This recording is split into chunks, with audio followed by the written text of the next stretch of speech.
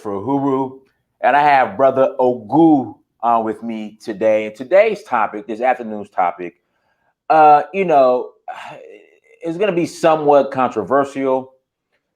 Let me say this. I support the brother Sowore. I support the brother. But I recently saw some video, and Mr. Ogu is going to disagree with me. I know he is. I recently saw some video and commentary with him and Nnamdi Kanu. Now, I'm gonna say this right now. Nnamdi Kanu does not have the best interest of Nigeria at heart.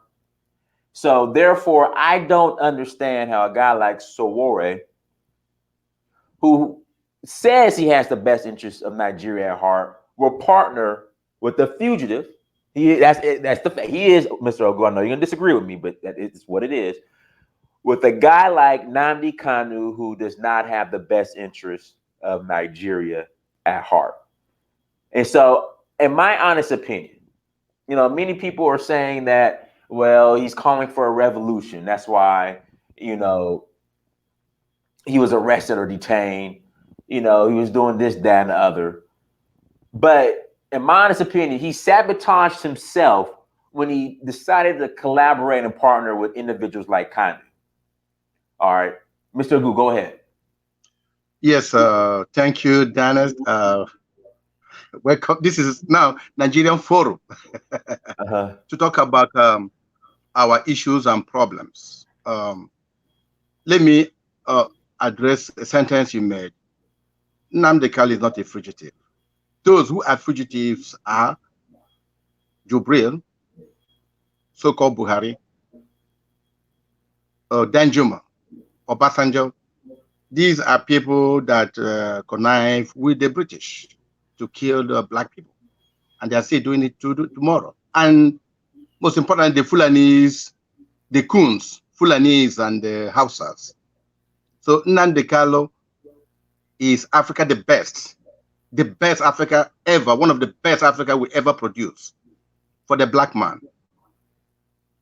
Yeah, along with what he's saying, you are concentrated. I know where you're coming from. You are concentrating that he is aligning with the Jews or something like that. Why? But you can't on one hand say, you know, Buhari and these other people are puppets of the West or the British, but then on the other hand, Kanu is a puppet of Israel.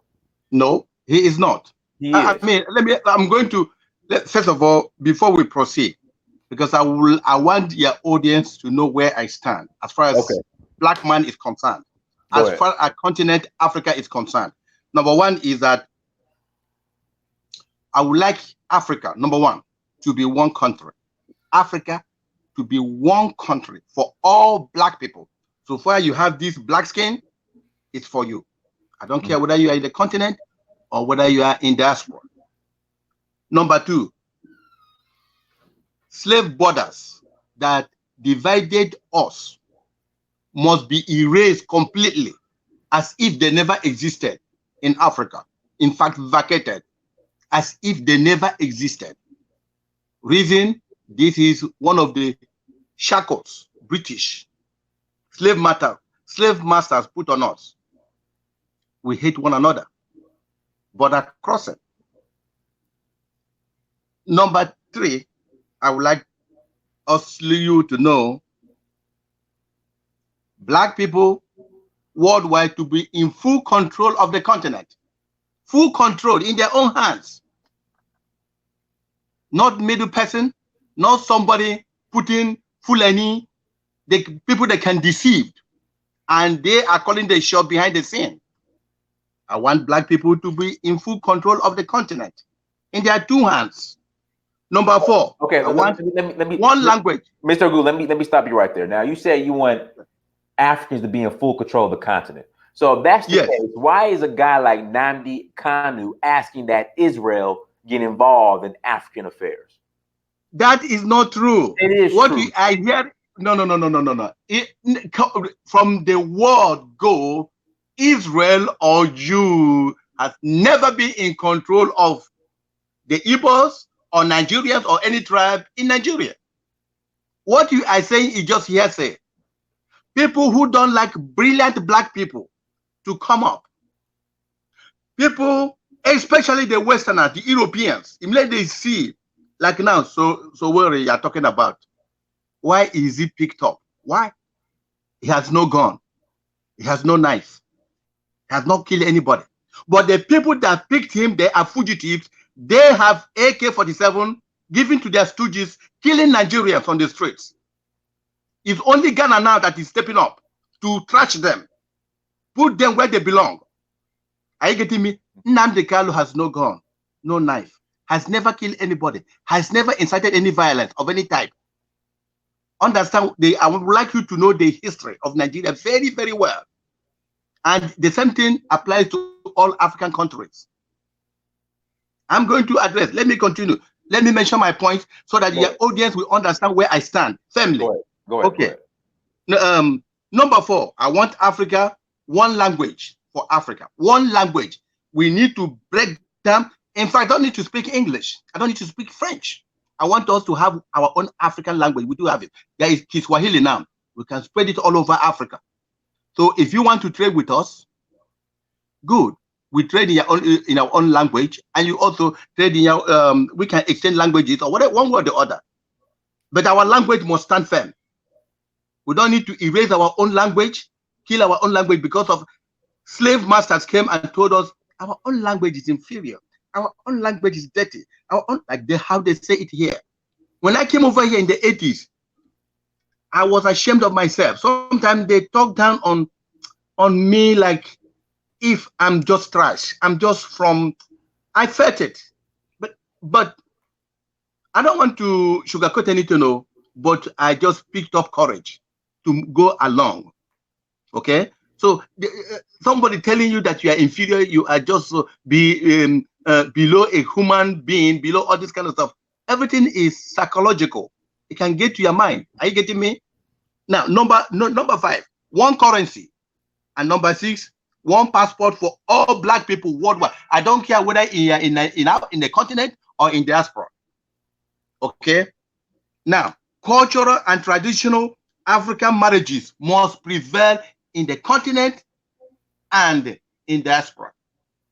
So these points I'm mentioning to you, I want your audience to know so that before we get into the conversation, because they are going to misunderstand me now. Say, oh, look at what I'm saying. Look at what I'm leaning. I want you to understand that I'm from one Africa. Go ahead. Okay, so let me ask you this. So then, okay, I understand what you're saying. But how can Nnamdi Kanu be a true child of Africa if he identifies as a white Jew and wants the Israel to come in and intervene and step in and set up Biafra, help him set up Biafra? Good. Okay, let me tell you. My father told me what I'm trying to tell you now is oral history. If you're gonna ask me where was it written? Another question. How does Nnamdi Kanu feel about Yorubas and fulani and other? Nnamdi Kanu once, let me give you an analogy Bob Marley used. Concrete Jungle, his music. When you play Concrete Jungle, the press asked him, why did you bring about casket and everything? He laughed. My man, we want betterment. I'm not talking about the grave. I'm not talking about killing anybody. I'm talking about treatment of black people. We want better treatment. I agree. Go and play that music. Nnamdi Kanu has never incited any violence. Nnamdi Kanu wants treatment of all Nigerians to be better. Want every Nigerian to be respected. Nnamdi Kanu, listen, I'm not his fan, but I hold brief for all he is saying. He is brilliant, and Sowore has found out that he is brilliant. This guy now that he's picked up now, what did he do? Because he is talking about empowerment of Nigerians to be free. Our youth to have jobs, to have proper education, not to depend on the slave masters. That is why he was picked up. I am trying to explain it to you now. This guy that was picked up. And I agree with that. But again, I think it was a bad decision for him to partner with a guy like Nnamdi Kanu, because Nnamdi Kanu does not believe in one Nigeria. Listen, no, you have not. You need to play his steps. You will understand. Maybe I will look for one and tell you where he said he wants every Nigerian to participate in Nigerian politics. every Nigerian to know that our enemy number one is not us. Our enemies are people from Europe trying to pin us against one another, trying to destroy us, and we are not progressing. You need to listen to Nnamdi Kanu talking about civilization of a black man, how we can sustain ourselves, how we can do things for ourselves. We don't need to rely on slave master for our things. You know what I'm talking about? And the people are misconstruing it to, oh, he is supporting Israel. He is supporting Israel. Have not done anything for us. As far as I know, what have they done for us? Nothing. Right, but he wants Israel. He's been very vocal about wanting Israel to get involved in Nigerian affairs, which I disagree with. Like, you can't, on one hand, be upset that British is involved in, or the Western powers are involved in Nigeria. Then you want Israel as if they're benevolent to African people. That's where I disagree. Truth. Yes. I respect your disagreement. The truth. Israel has never enslaved Africa in African continent. No, Jews are very involved in the slave trade. No. Okay, let me use Nigeria as a case in point now. Nigeria. What are they doing in Nigeria as present? As we are talking about presently, right now, what are the Jewish people doing in Nigeria now, as opposed to what the British are doing right now? And the arrest of this guy, British is behind it. British people are behind it. I guarantee you that. Because they don't want a black man to come out and defend a black people. They want us to be slaves. That like zombie. Fela call it zombie. That whatever they say, we agree. If they tell us to lie down, we lie down. If they tell us to sleep, we sleep. If they tell us to eat, we eat. Fela call it zombie, and that is why they hate Fela too. That's why they treated the guy and burned his shrine, set him up. I mean, they messed him up. Who did that? People on the top. People that on the top, they mess him up because he has wisdom, because he has knowledge, because he is brilliant, because he got all it takes to change Africa. They didn't want it. Europeans didn't want it. Let me ask you this, Ogu. In fact, we have Brother Fonso who's on right now. Brother Fonso, anything you want to add to this, and then I'm gonna ask a question. Hey, Adewale, good catching up with you. Can you hear me properly? I hear you. Go ahead. Awesome. My name is Funshaw, Oluwa Funshaw. I am a member of the Take It Back movement, which Omoyele Sowore started. And I'm also a member of the African Action Congress. My thoughts in regards to meeting with Nnamdi Kanu, I don't see anything specifically wrong with that. Nnamdi Kanu, has been, I believe, marked by Nigeria and his movement as a terrorist group. And to me, there's still a lot of speculations or uncertainties about how he left Nigeria in the first place and how he ended up in Jerusalem and subsequently America.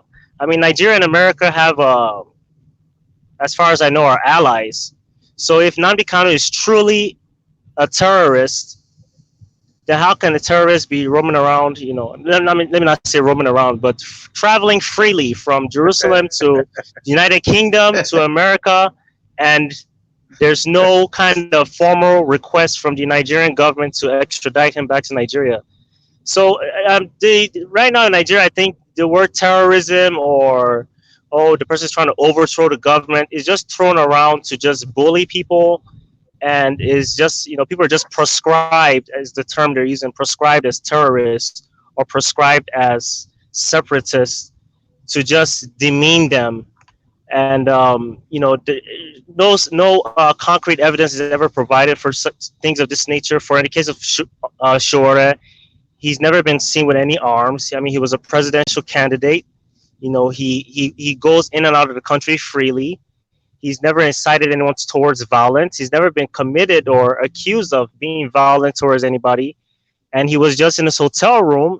And at 1 a.m. in the middle of the night, they come and pick him up and bundle him up and take him away. And now they're saying, because he's trying to start a revolution, which doesn't necessarily mean an overthrow of government. It doesn't necessarily mean brother, we gotta define revolution though. I there. mean, there's Yeah. one thing to protest, and there's one thing to say revolution. Okay. Now, when So you what's the say definition revolution, of a that revolution? revolution is a threat to. I mean, when you say revolution, you're talking about overthrowing a government. I mean, that's what revolution is. I think the definition I've been seeing thrown around, and I even looked it up in Merriam-Webster. The definition I've seen is, yes, it could be an overthrow of government, or it could be overthrow of a system, or seeking for a change of a system. So right now, the main thing that has been around the Take It Back movement, that has been around the African Action Congress Party, has been overthrowing the system. No one necessarily said we want to change the government and disrupt the whole country and make it go into chaos. We're not trying to turn Nigeria into Libya, but we have a system of corruption. We have a system where, Which I you agree. know, I agree. you have you have people in government who are accused of stealing billions of dollars, buying fancy mansions, and they roam freely, and they spray money freely at parties. Their children go to school abroad. Um, but the senators, they have these ridiculous salaries in the millions of naira, but they refuse to increase the minimum wage to 30,000 naira, which is pretty much about $86 a month. But you have people spending millions. You have people buying nice cars or private jets. You go to the average airport in either Lagos, Port Harcourt, or Abuja, and you could find a gazillions of, well, not to exaggerate gazillions, but you find at least a minimum of 10 private jets there. But all around, and Dinas, I follow you a lot. I see you, and I applaud everything you're trying to do, and like keeping up with your roots and moving back to Nigeria and trying to encourage African Americans to move back to Africa and that bridge. But I'm sure when you go back, you see the level of poverty that's stricken the land as well. Hello, can you still hear me? Yeah, I do, and trust me, I agree with you with that. But again, the question I'm asking is, what role does Nnamdi Kanu, who wants a separate, who doesn't want a one united Nigeria, what role does he play in making all that happen that you brought up? I'm sorry, I didn't hear the first part of your question. You broke up. My question is, what role or how? Okay, so Sowore partnering or collaborating with Nnamdi Kanu.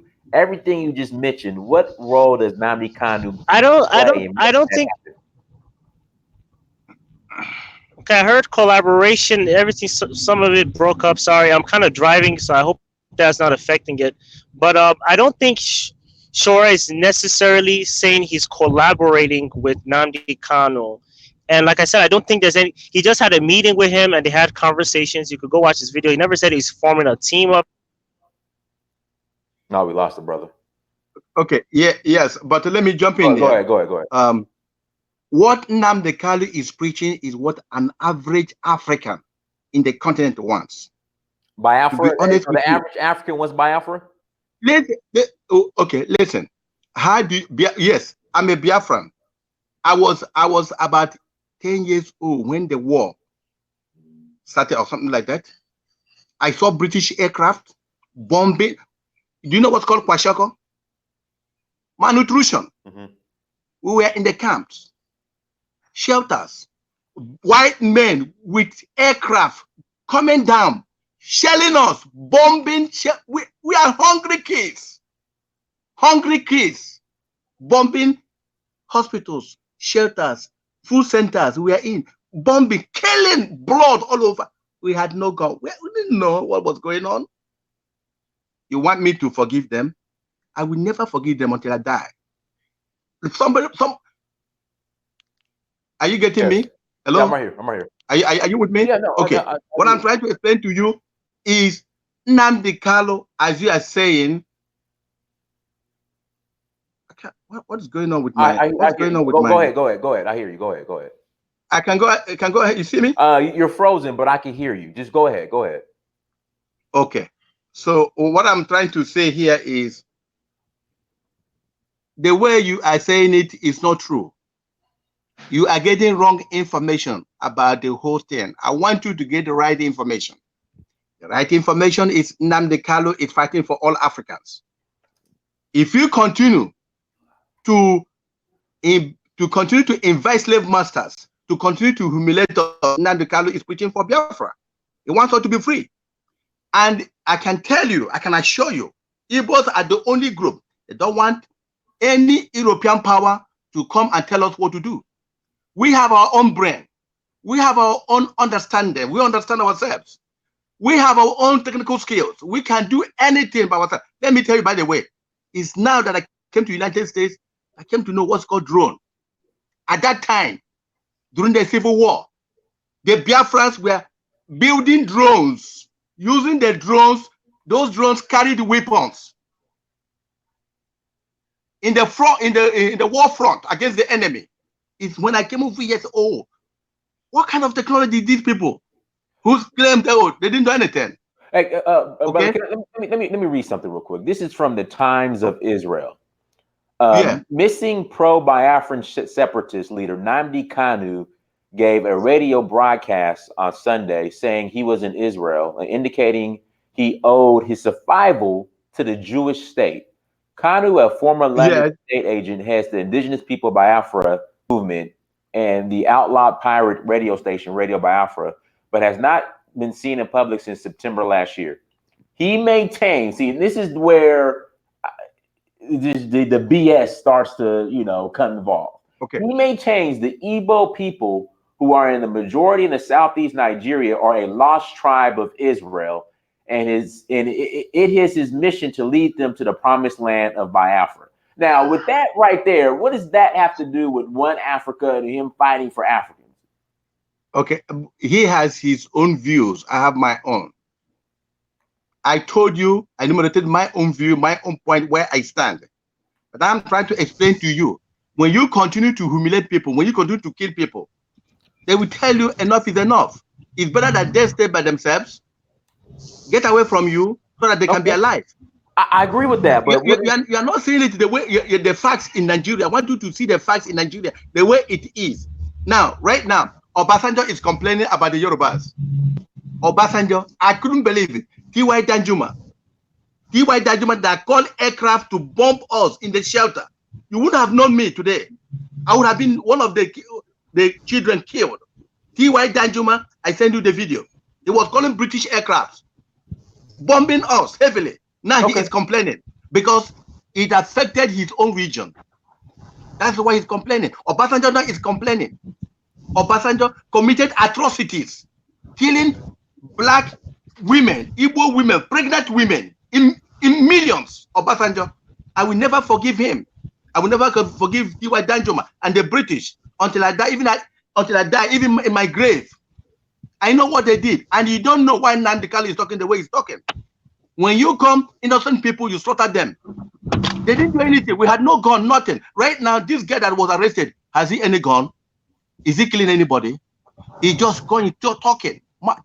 If you think that you're better than he is, why can't you talk the way he's talking? Why can't you come out and in a debate, you lay your own point, he will lay his own point. See who is smarter. You will see that the guy will outsmart them. So he is very smart. You see, I don't care where you're coming from, Nigeria. Whether you're Yoruba, Igbo, Hausa, Efik, whatever tribe, you see that a black man needs to survive. I'm in support of you. I don't care where you're coming from. I want us to be free from slavery, from the Europeans. I don't want aircrafts flying in the continent and flying out. We don't even know what they're taking, what they're doing. But per Nnamdi Kanu, they're Israeli aircraft. It's okay. No. Listen, I don't want to tell you now because the Igbos have their own game. They have their own security. They have their own. What they're saying is not true. I'm telling you, it's not true. Okay, when did the Israeli aircraft come tonight? Where? When did they? Where? Okay, well let me finish. Well, I owe my survival to the state of Israel, he added, referencing the country's Mossad spy agency. So this guy's working with Mossad, and you don't see a problem with it. No problem at all whatsoever. No problem whatsoever. Let me explain to you. Let me explain to you. If you are attacked by the enemy, if somebody comes to your dwelling where you live, you don't have any gun, you don't have anything. Dogs, Buhari and Ojubril sent dogs to come and kill him in his house. He has not gone. I don't know. I don't understand how you see it. I don't understand this conversation. I want you to see the facts, the truth. Somebody has not gone, never incited any violence, never told anybody to kill anybody, never ever. Same thing with this guy that is picked up right now. Why is he picked up? Nnamdi Kanu, because they saw that Nnamdi Kanu they cannot compete with Nnamdi Kanu. They cannot, in a debate or one shape or the other, they can in any way stand him because he is brilliant. He knows what he's talking about the survival of a black man. He knows that he wants Africa to be free. As I told you before, go to concrete jungle of Mali. He wants biafra. Yes. Well, if you don't want to, listen, we are 50 years after the Civil War, one Nigeria. Right. Where are we now? We cannot, let me tell you, let me give you a case in point. Have you seen any car made in Nigeria by Nigerians? Have you seen any TV made in Nigeria by Nigerians? Have you seen any aircraft made in Nigeria by Nigerians or Africans? Have you seen any, even basic cell phone? But we have all these, we have all the resources. I understand and I agree. But why must you get Israel involved? Israel, who does not have the best interests of black people all over this planet, they don't have their best interests at heart. Why? That's my thing. I continue to tell you, if somebody comes to your rescue, you are about to be killed, and somebody comes and says, okay, brother, I want to save your life. What will you do? I mean, you yourself. What will you do? I'm asking you, Dana. I'm asking you, if somebody comes to kill you now, and so another person wants to save your life, what will you do? I might think that, okay, here we go. I might think that. So I'll give you a prime example. And Fonso, I'll give you the mic. If a police officer came to save my life, I would thank that police officer, but I still know the entire system is corrupt. So just because a few Mossad or one Mossad or an Israeli came to save you, that does not mean the country of Israel as a whole is going to have your best interests at heart. Because nowhere on this planet has Israel had the best interests of black people at heart, period. Go ahead, Mr. Fonso. Fonso, can you hear me? No, I'm not too. Yeah, can you hear me? Yeah, go ahead. Hello? Yeah, go ahead. Oh yeah, I'm not too sure about the whole Israel thing. You know, Nnamdi Kanu, you know, almost everybody, I give them the benefit of the doubt, and I believe something they say, but I can't necessarily believe everything they say. You know, for me, there are even videos that circulated when Nnamdi Kanu was, you know, either abducted or you know, attacked, or when they went to his hometown, to his house. There were, you know, videos or pictures of his room being shot up. There was reports that, you know, his cousins were killed, or about so many people were killed, you know, and the Nigerian army was in the same town where he was, and allegedly in his compound or at his premises. All right. And he vanished. He vanished for almost like 7 months. No one knew if he was dead. TV said he didn't know where he was. His lawyer came on TV, said he didn't know where he was. You know, the Senate posted bail for him. All said they didn't know where he was. You know, lo and behold, to me, I just thought, oh my God, this guy's probably dead, or maybe they just got rid of him or what. And all of a sudden he popped up and he was facing a wall praying in Jerusalem. I don't think, even if Israel's involved, there's no way Israel could be involved without the, and this is just my opinion, not facts or anything. I feel like the Nigerian government is involved in the disappearance of Nnamdi Kanu, one way or the other. There might have been some kind of underground agreement, maybe because the elections were coming up, or maybe they called him to leave the country. Like I said, America is allies with Nigeria. The UK, which I believe Nnamdi Kanu holds a British passport. American ally, America. They're allies. Buhari was just here. Okay, how about the UK and Nigeria? Buhari, our president, was there for over 100 days for treatment. So Nnamdi Kanu, Africa has no friends. There's no allies. We have no friends. Oh, okay. Let's say they're, however you want to put it, they're on talking terms. They're cool with each other. They're cool with each other. Okay, you know, let's just say they're cool with each other. Nnamdi Kanu was in the UK. How can the president of a country who was you've called is like even Obama or Bush, let's say Bush, you called Osama bin Laden a terrorist, and but you and Osama bin Laden visit the. It makes no sense. It's no sense. Out in the open. I mean, Nnamdi Kanu is on YouTube. He's on Facebook. He's everywhere. He's not hiding where he is. He was in New York. I mean, he's so open that even Shore went to go pay him a visit. It's not really like they're meeting in the back room somewhere. They're meeting out in the public. Everything is Facebook Live. We are all aware of what is going on. So if we're as aware as we are, I'm sure the Nigerian government is as well. So if they really think he's a terrorist, I believe they have every means of getting him if they want to. So I don't think they see Nnamdi Kanu right now as I think there's something weird. There's some kind of conspiracy going on there about. I saw one report. I just don't want to cite it because I don't know how factual it is. But the story was that the Nigerian government just put him to the side and somehow got him out of the country just to get him to keep quiet or so for a meantime. But I don't like I said, I don't have any facts on that. But like I said, I don't even if all these things are true, what Nnamdi Kanu is fighting for is people are frustrated in that country.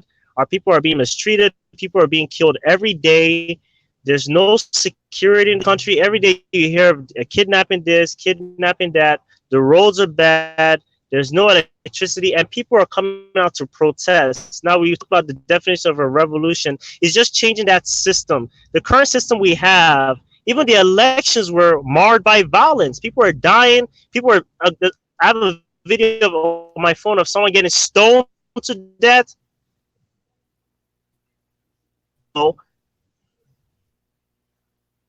Snatched in front of police officers. Now people are telling me, "Oh, this was a democratically elected president." I agree, he probably won most of the votes, but this election was nowhere near free and fair. International observers did not think this election was free and fair. We have the army.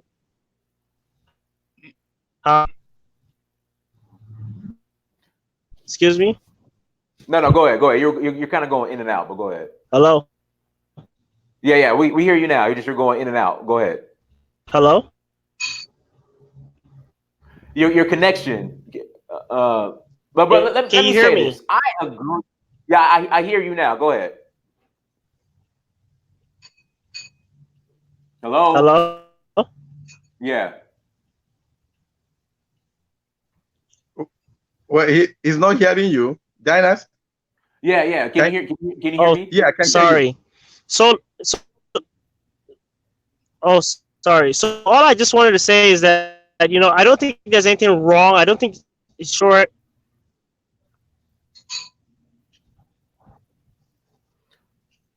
Wow. I was just gonna say I don't think there's anything wrong in short. I mean, yes, I'm here. Okay, just you keep going. Do you hear me clearly now? I hear you clearly now. Go ahead. I can hear you guys. Yeah, we can hear you go. We can hear you.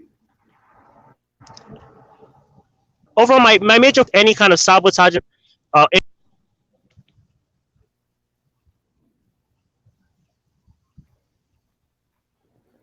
Hear me clear?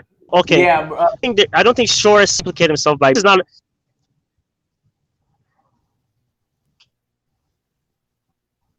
Yeah, brother. The This is not about Nnamdi Kanu. I think this is about 200 million people and us being of the world. Switching the subject. They are trying to switch the subject. They are trying to change the topic. The topic is that we need to get our young people. We need to get our young people in schools. We need to get our young people to learn how to produce, manufacture things. Academics is the key. Technology is the key. We don't want to be reading Quran, memorizing Quran pages and pages and pages. We don't need that kind of garbage. We don't need that kind of rubbish. Okay, but Ogu, okay, let me stop you. You said don't read the Quran, But your boy Kanu reads the Torah every day. Let me. If he reads Torah, that is his own cup of tea. He cannot impose it on me or any other Nigerian. And I don't want nobody in Nigeria to impose any religion on anybody. We have African traditional religion. Like I mentioned to you, that one of the things I want to be done is African cultural and traditional marriage to be practiced in the continent and in diaspora. This is one of the ways we can reclaim the continent. This is one of the ways we can reclaim ourselves, our religion, our own religion. Okay? I agree. You see, we are. I want to be honest with you. We are completely misled. We are slaves for years. We don't know better. I didn't know anything until I touched the soil of this nation. I started learning. I was in total darkness in Nigeria. Total, complete darkness. Despite the fact that I was working in the bank, United Bank for Africa, I was in total darkness. I didn't know what the Europeans were doing in Nigeria. I didn't know they were calling the shots. They're putting up a budget, deciding whether we're going to eat or not. Which direction are we going to go? I didn't know until I came to United States, went to college, started learning things. My eyes wide open, my brother. I'm telling you, we are under slavery. We need, as I said before, I've told you that before. Any black person born in this soil, we need you. We need you. That's one of the ways we can unite and change the continent. It becomes ours. I don't want to come and tell you we know this, we know that. Those things they're telling you, they're all lies. I'm telling you the facts, truth, because truth shall set us free. We want to be free. We want to be able to manufacture things made in Africa and sell it here in America by us, by black people. I don't want made in Europe, they ship to Nigeria. Made in Britain, they ship to Nigeria. They made in China. Now Chinese are coming to colonize us again. We're talking about enslavement by the British. Now Chinese are coming in droves. Do you understand what I'm saying? We need to wake up, black people, all over the world. Black people, we need to wake up. The continent is being taken over. You and I will be complaining. We need to do something right now. I continue to tell you, it's urgent. Okay. You understand what I'm saying? And the point I'm trying to make is, I agree with, as far as buying black and black people producing our own products and services, but Nnamdi Kanu is not the guy. That's all I'm saying. Okay, what I'm saying is whether he to partner with that guy, me personally. Whether you like his politics or not, it has nothing to do with developing Africa by Africans. It has nothing to do that. He's not. When did Sowore say he wants to develop Africa by Africa? Okay. If you go and read the civil war between Nigeria and Biafra, I'm talking about Nnamdi Kanu. I'm not talking. No. Yeah. The same thing you're saying that is what they talk about Ojukwu. When Ojukwu saw it, saying that this, I studied in Britain. I went to school in Britain. When he came and saw what the British were doing in Nigeria, in Africa, he said, no. He told the Hausa, the Yoruba, the other ethnic groups, we need to free ourselves. They went against him. And today we are under slavery. And we will continue to be in the next 1,000 years if we don't do something. Set aside Nnamdi Kanu's topic or discussion. Now, what about this guy that speaks of Sowore? What did he do now? What did he do? He should be out of prison. I don't agree with him being arrested. I don't. Because the same. Like I said, I don't think Sowore is partnering. Hello? Yeah, go ahead.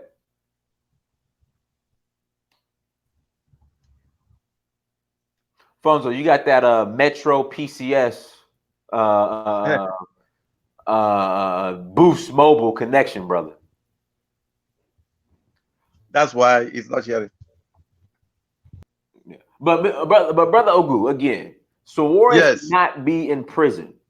I agree. It's just you have to keep in mind and watch the company that you keep. That's just all I'm saying. That's all I'm saying. Yeah, but we disagree. I don't think Kanu means the best for African people or for Nigeria. I'm in sharp contrast with you. He's for Africa. He's the man of the. With any country he goes right now in Africa, you will see all hands up for him because he is the man. He knows what the British are doing in Nigeria. He knows their games. And we have been telling our brothers, the Fulanis and the Hausas, let us be united. Kick these people away. Kick these people out of Africa. They refuse. That's the problem. And same thing Fela and Nicolabo Kuti stated a long time ago. Obasanjo led his talks to mess up this guy, mess him up, because he was talking the truth about Africa. African man needs to be free. African man needs to get things for himself. What is wrong with that? Now, this guy now, why is he being locked up, picked up? And I'm telling you that British government is very much behind the pickup, because they don't want to see a black man that is brilliant, a black man that is intelligent, a black man that will come out and say, black man must stand for himself and talk for himself and do everything for himself. They don't want it in the continent. And I'm trying to tell you that you're not seeing it the way I'm seeing it. You're only referring to Nnamdi Kanu. Even set Nnamdi Kanu apart. Set him apart. Okay. How do we move from point A to point B, saying the continent belong to the black people, belong to Africans? Yeah, absolutely. How? Absolutely. Yes. We move together as one without any outside interference. Will the Fulanese and the Hausas agree? Of course not. I've done that. I've done shows. I mean, well, let me say this. I don't want to stereotype all Fulanis and Hausa. And see, I'm not going to do that. Now, there are some that won't agree, but there are some that would definitely be on the same page. But yes, but I'm trying to tell you, because I was born in Nigeria, raised. Yeah. I know the games they are playing, because the slave masters love the weakest link of Africa. They love to go underneath and take advantage, because we don't know. Even maybe one day you may even meet them in the continent. Oh, they are working with a white person. He sees something on the ground. He picks it up. You ask him, what is this? Nothing. He drops it as if it is nothing. When you're gone, he will come back and pick it up. Because the black man didn't understand what that is.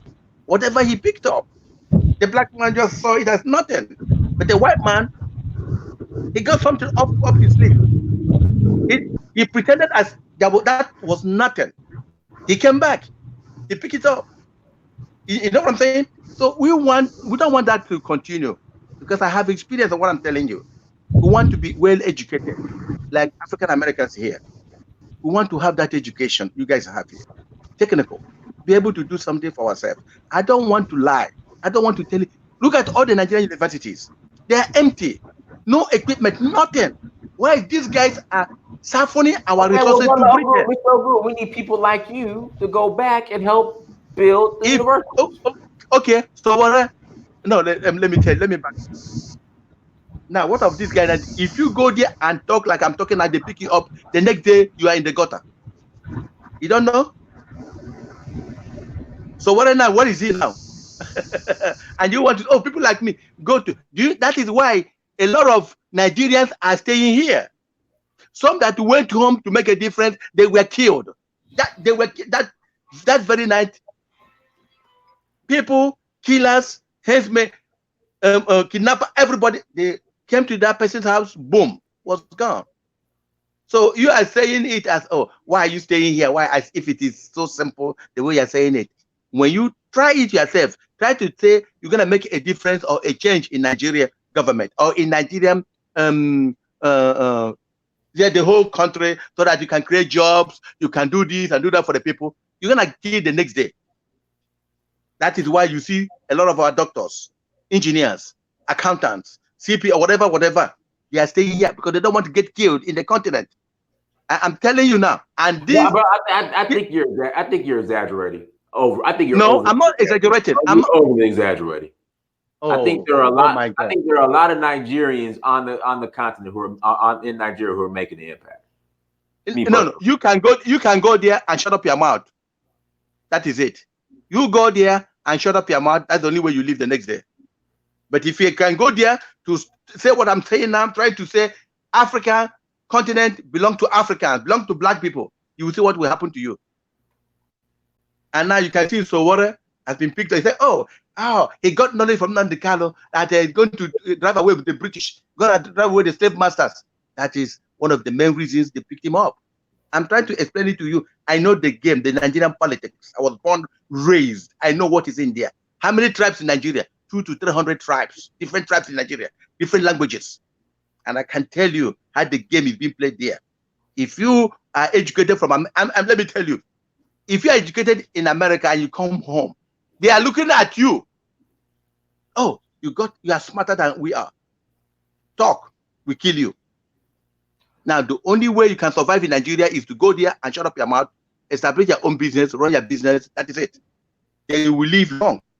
But if you to make a difference, change the society, the way we do business, kicking out the British, let our land belong to us, my brother, you are not going to last long. You can ask any other Nigerian here or in the continent, they will tell you the same thing. I understand where you're coming from. We're going back. Real quick, guys, let's get these likes up. We have 405 people watching. Please hit that like button. Please hit that like button. But bro, I think you're over. You are over exaggerating about something. No, I am not. I'm stating you the fact. You will come to realization that I'm telling you the facts, because truth, as I said, I repeated, truth shall set us free. Truth shall set us free, and I continue to tell you the facts. The facts. Let me. Okay, tell me one person in the Nigerian government that went to school here. Presently, this fake government of Nigeria. Tell me one person that studied here that is in the government. We point to one person. Who? America? Yeah, that studied in America. That is in the Nigerian government now. That is a holding office in the Nigerian government. Tell me one person. All right, keep talking. I'm a researcher. I'm looking at. Do your research. Do what Jubril did was to grab all his talks and put them in all the offices in Nigeria. These people, all the people he put, they cannot even be janitors here. As a matter of fact, they're not even qualified to be cattle rearers. They have nothing. They have nothing. How can you be in a society, in a country whereby somebody who scored is 1%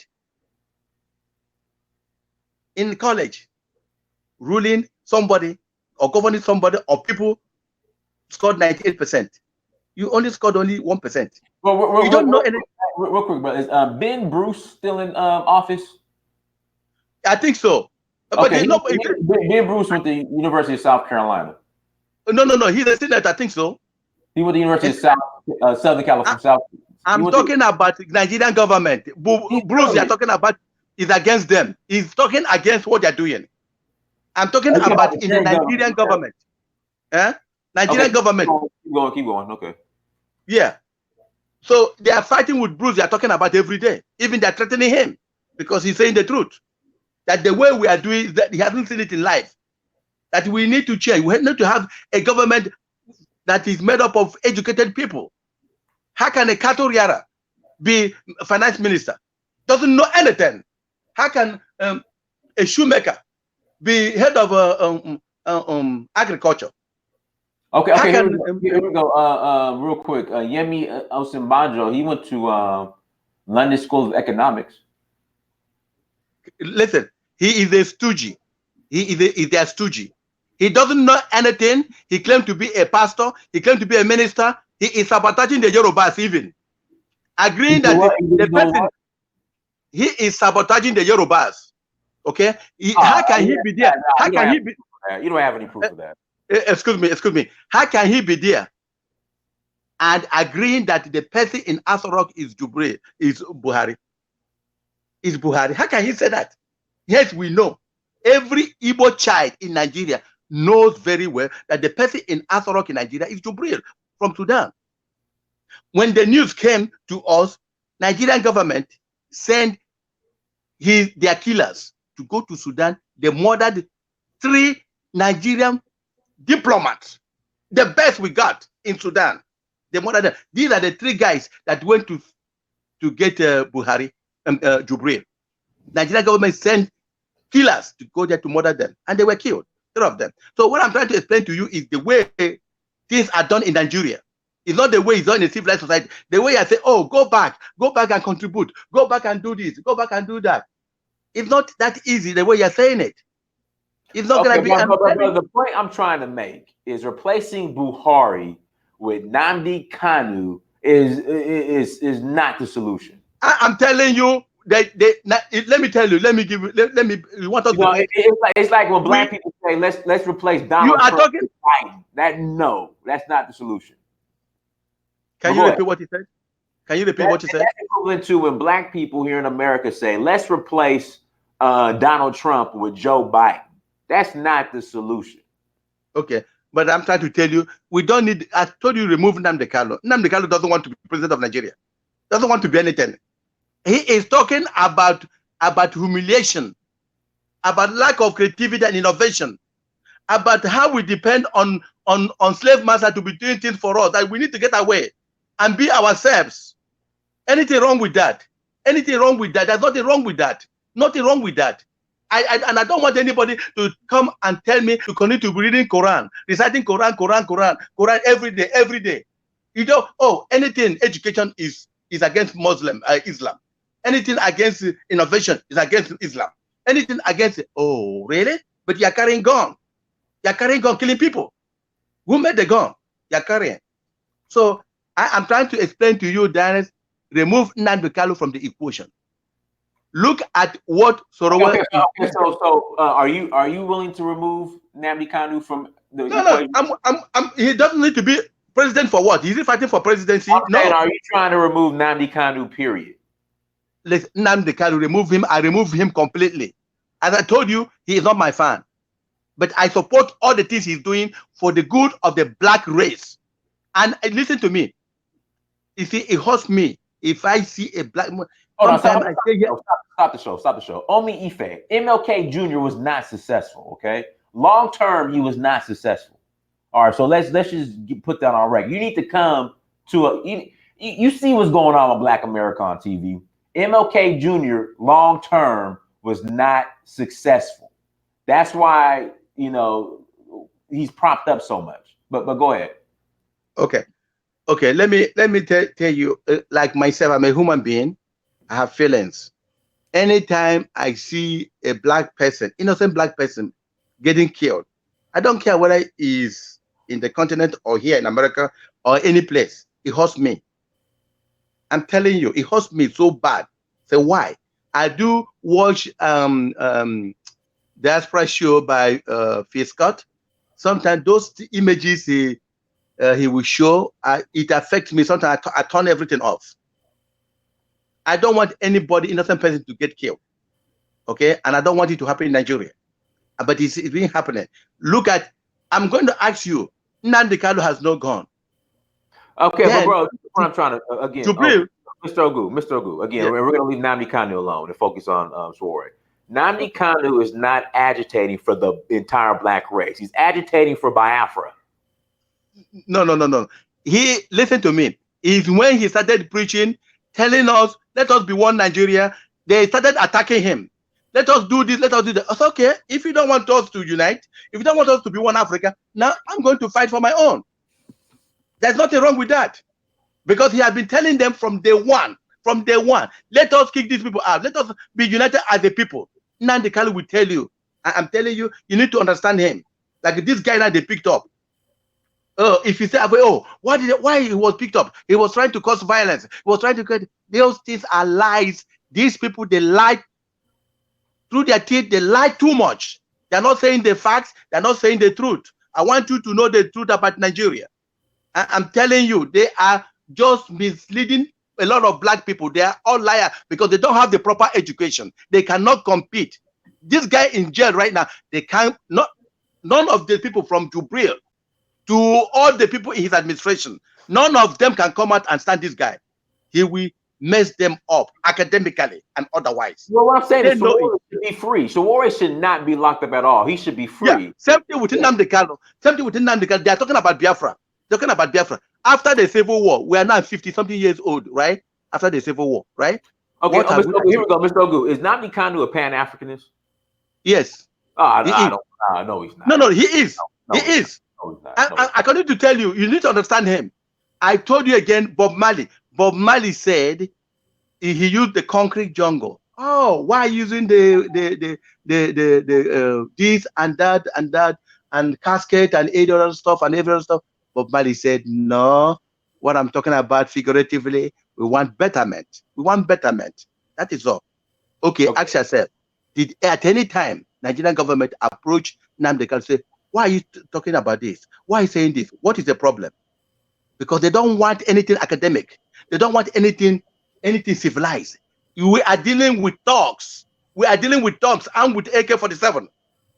We don't want to see eye to eye with you. Only thing that if you're not a Muslim, that's the issue. If you're not a Muslim, you are nobody in Nigeria. That's the issue in Nigeria. If you're not a Muslim, you are nobody in Nigeria, and I don't want that garbage. That's not true. We don't want that. That's not true. It's a fact. I'm telling you. I'm telling you. I'm going to listen to me. Listen to me. I'm going to give you videos upon videos for you to make your own judgment. Okay? I'm going to pull videos and send it to you.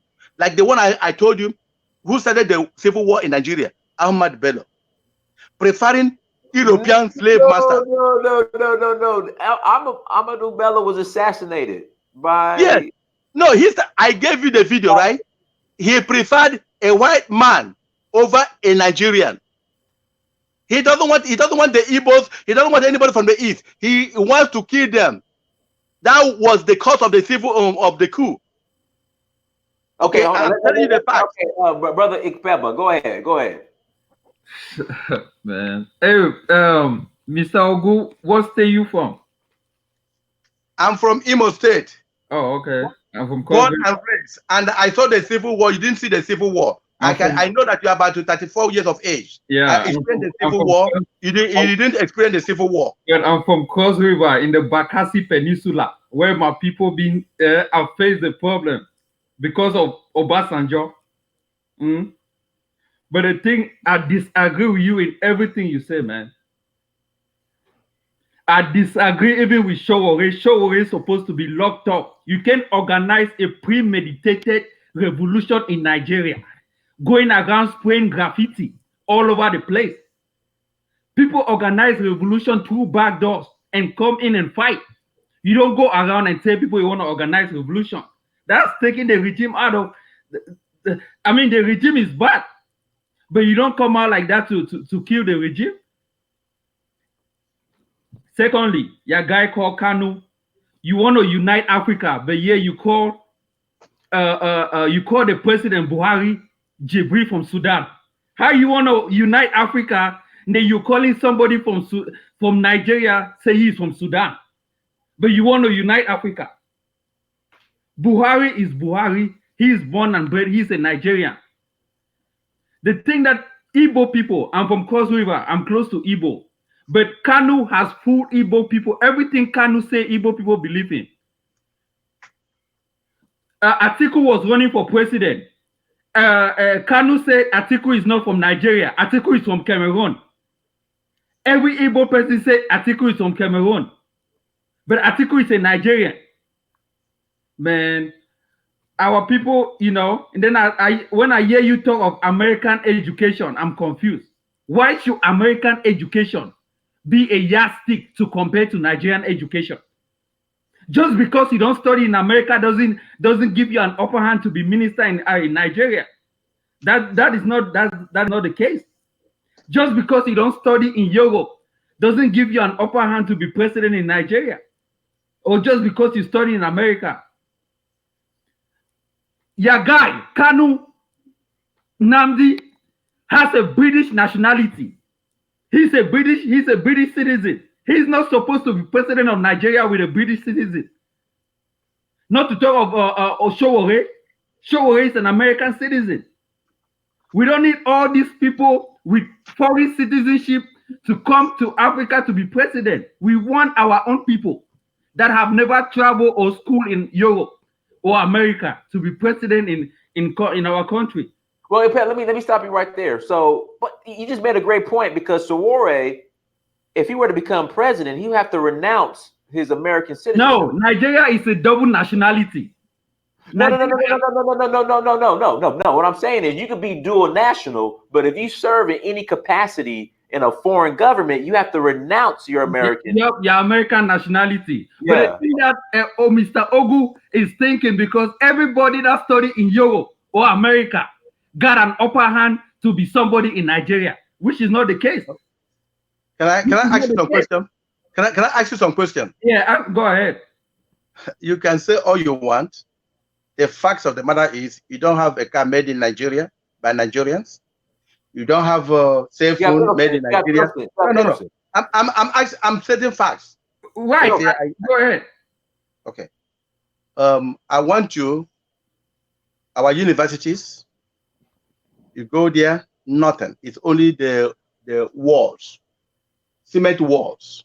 What criteria do you run universities? I got people from Africa that go to Nigeria to study. What are you talking about? Nigerians go to other countries to study. Other people come to Nigeria. They go to Nigeria. Cameroonian friends who went to Nigeria to study. They go to Nigeria to study theory. Nothing technical. I'm asking you. I want you to show me right now. Pens like this pen made in Nigeria by Nigerians. Yes, you are smart. You have education. You have sound education. Tell me one pen. Show me one pen. Huh? Which African country is producing a car right now? No. I'm asking you. Can you show me one pen? Can you show me one pen like this that is made by Nigerians in Nigeria? One pen. No, I'm asking you which African country is producing cars right now? Which African countries? Yeah. And how many African cars are you driving? Listen to me. That is made by foreigners. That is what I'm talking about. What African good are you consuming? What African good are you consuming? You cannot ask me a question with a question. I'm asking you. I first ask you, can you show me one pen made in Nigeria by Nigerians? Yes, you say you got the best education. In Nigeria, my guy. I've been in America. I go to Nigeria. The Igbos in Nigeria don't want it. We want to manufacture things for ourselves. You can see this guy, this car guy at what's it called it, Onitsha, that they at least assembling vehicle. We don't want to depend on white people to be doing something for us. That is, we reject it completely. We are black people. We have brain. We have common sense. We don't want anybody to do anything for. We don't want to depend on Europeans to be shipping cars to Nigeria. We want to manufacture our own car and also sell it to them. I'm from See, there's a difference. But I don't put Nigeria. Okay, you are from Cross River. You are from Cross River. I agree with you. I respect your opinion. But we from the east, others like other people like yours too, like your own tribe or whatever, they agree with me. We need to start making things. Black people don't want to depend on Europeans to give us a pen. Europeans to give us a pen. So America to give us a pen. We want to manufacture this in the continent and sell it to them. We want to manufacture this. I'm talking about. What kind of education you say you got in Nigeria? Who stopped you to manufacture a pen? There are people in Nigeria manufacturing pen. There are people in Nigeria. I'm asking you, tell me one pen like this, made in Nigeria by Nigerians, not made by Chinese, not made by the Chinese and Europeans. You don't. Okay, listen to me. I told you. I saw the Civil War. You didn't see the Civil War. You're only 35 years of age, and I'm giving you facts. I'm telling you. You are talking about things made by the Europeans in Nigeria. You are talking about things by the Chinese. I'm telling you, pen, simple pen, made in Nigeria by Nigerians. Tell me one thing. When was the last time you went to Nigeria? I visit Nigeria almost every year. Yeah, almost. When was the last time you went to Nigeria? What do you mean last year? I tell you every year. Last year, I went to Nigeria last year. Last year. I landed Port Harcourt, from Port Harcourt straight to my father's compound. And how long were you in Nigeria? I stayed there for a complete 3 weeks. 3 weeks. You didn't experience nothing. You don't know what you're talking about. I don't know what I'm talking about. I told you. I left. Let me tell you. I left Nigeria 1981. You have no idea of what you're talking about. I was born and raised in Nigeria. I experienced the Civil War. You didn't know what the Civil War is. Hold on. Stop. You have Aliko Dangote is producing a lot in Nigeria. A whole lot. He doesn't know what he's talking about.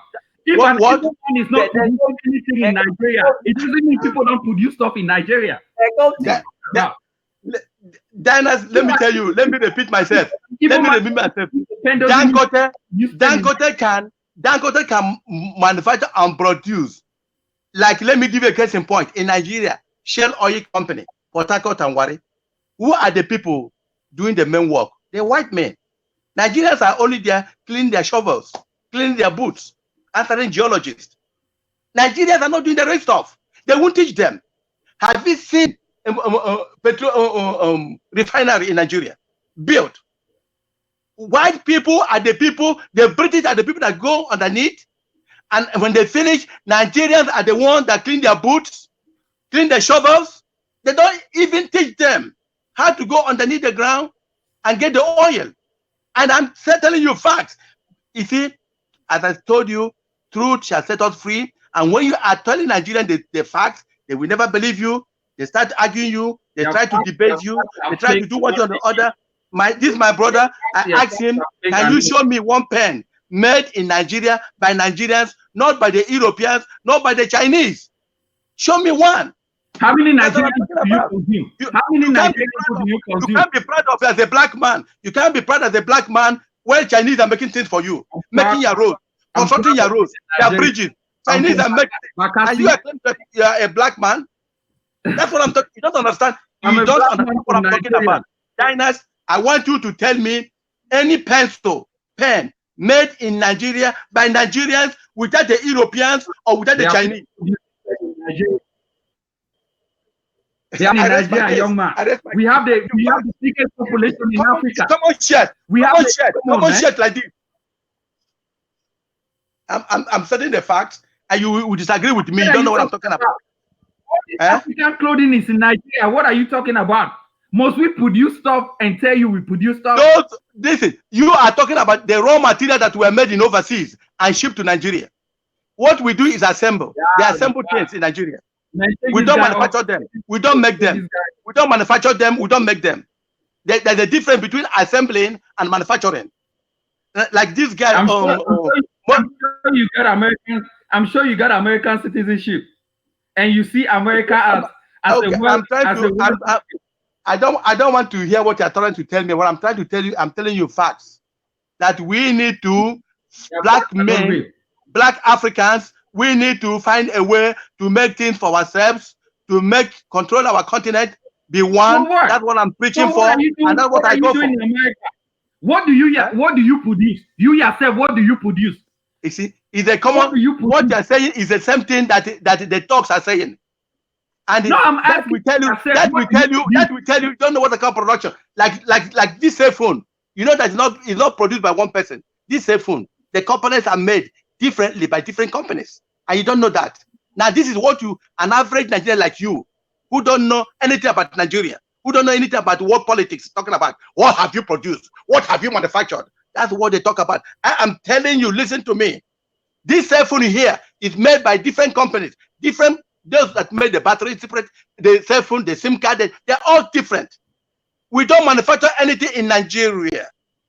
I'm telling you, and the things that you are saying, they have been assembled by the white people. The only thing we have now is this guy in Onitsha trying to build up a vehicle, and Nigerian government is sabotaging him. Nigerian government is trying to destroy him. Nigerian government is trying to kill him. Let me remember a fact. Nigeria got the biggest economy in Africa. That's point number one. I want to hear that. The biggest economy in Africa. If there's no African country that produce stuff, why should you blame Nigeria of not producing anything? Okay. If there's no African country that produce stuff. My brother, I'm saying that we need to come together and start thinking for ourselves. Start thinking how to come together. And then why should you say Buhari is not Nigerian? He is from Sudan. I'm telling you, Buhari died. Listen to me. Listen to me. Nigeria. Okay. Quote me. Buhari died January 27, 2017. Oh, come on, stop. British government knows this. Stop it. Who is this guy? Stop it. You see, I don't know how. I don't know. You have lived in America for so long, and you think Buhari died January 27, 2017. No, he did not. You see, Dinah, you see, these people, they can deceive. Do you know the problem in Nigeria? They can deceive them, but they can't deceive Igbos. How can you? We know. We are here on top. We know the facts. We know before they move. We already know the information. No tribe. We're not going to be tribal. No. I'm not talking about tribe. I'm trying to tell you facts. That's the cause of bone of contention in Nigeria. Buhari died in 2018 or 17. Why Buhari died January 27, 2017. Buhari died. They went to Sudan or rule Nigeria. If you want Africa to unite. You said what? Why should an African man from Sudan not rule Nigeria if you want Africa to unite? Listen to me. Listen to me. When we have one Africa as a country, let me explain to you. The best of Africa will come out. You will see that all these talks in Nigeria they won't come out. They have nothing to show for it. They will never come out. How can let me tell you example. So what? How can any of these talks that locked him up come out and argue with him in a world stage? They can't even talk. They can't even come and challenge him. In what topic are they going to challenge him? Why? In what topic? Why? Why? Do they know what to say? Do they know what to say? Okay. Why? Okay. Okay. Let me take your case. Because let me okay. In America. Let me take your point of view. Let me agree with you that somebody in Aso Rock is Buhari. Let me take the listen to me. Let me tell you.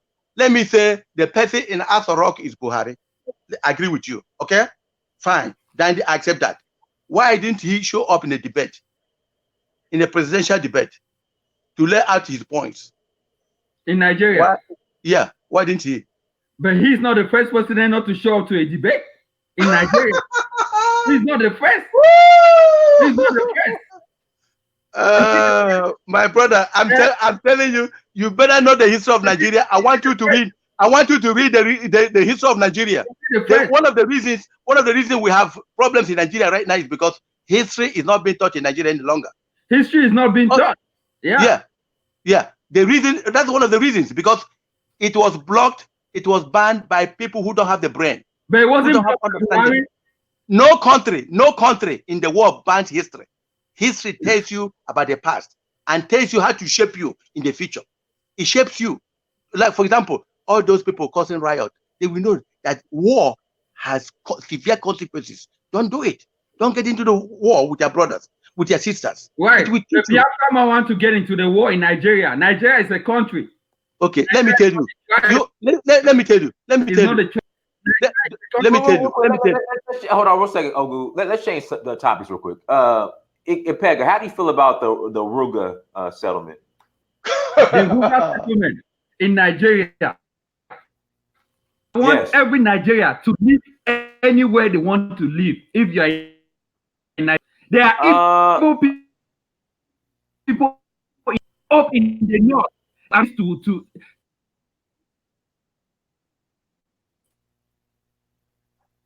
to places. The people.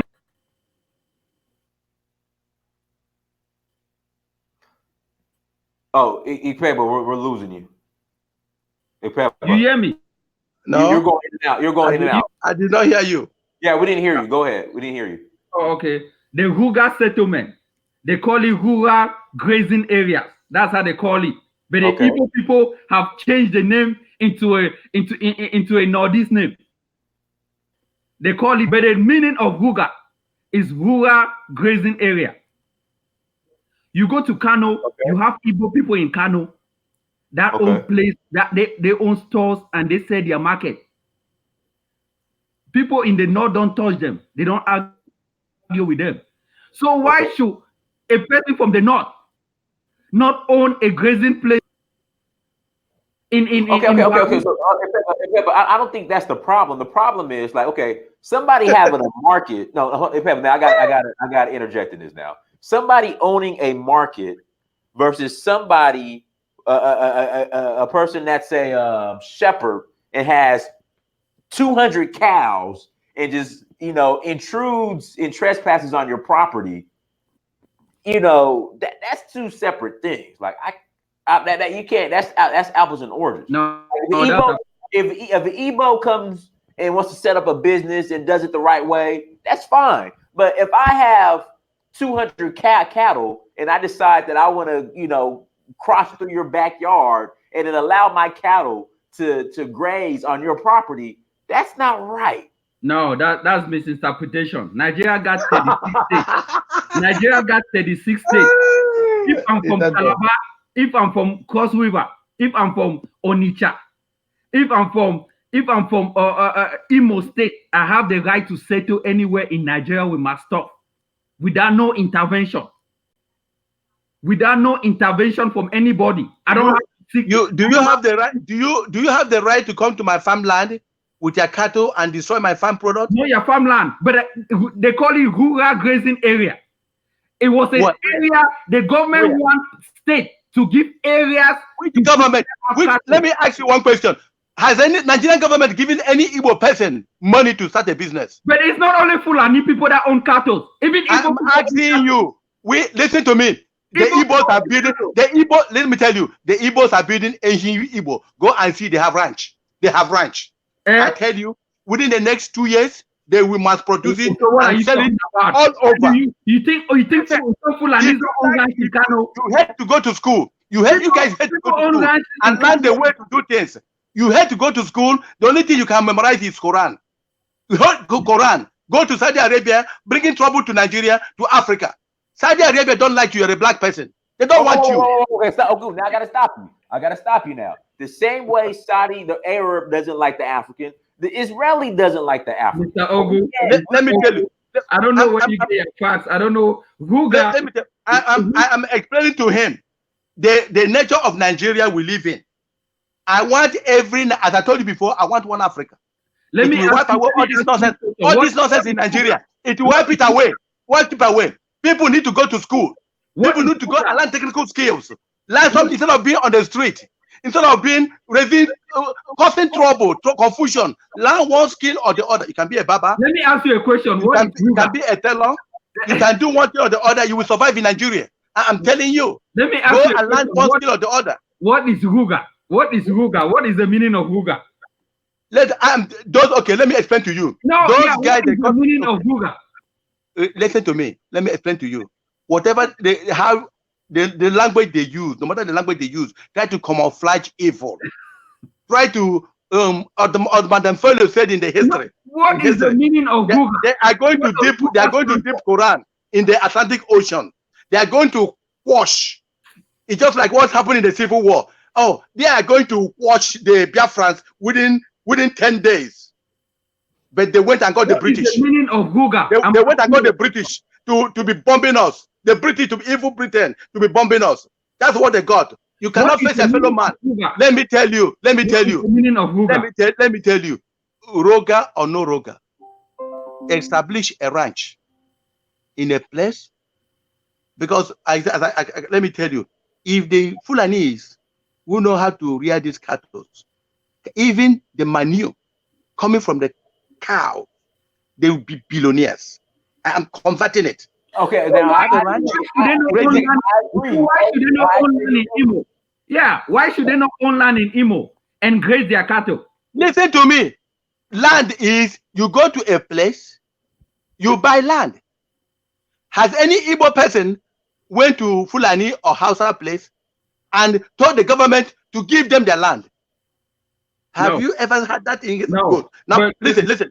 I'm telling you, a Hausa man or Fulani man or ethnic man coming to Igbo territory or Igbo area wants to buy, they will sell the land to you, my brother. They will sell the land to you. People are ready to sell the land. The government didn't make it compulsory. Nigeria is a federal state. The federal government didn't make it compulsory for all states to give land. The federal government says, why should state give land? Why should state give land? You go and buy your own land. In Nigeria, you can go buy a piece of property and build your own land. Okay, real quick. So, Ikpeba, so the land for the Ruga settlements, is this land going to be bots or is it going to be given?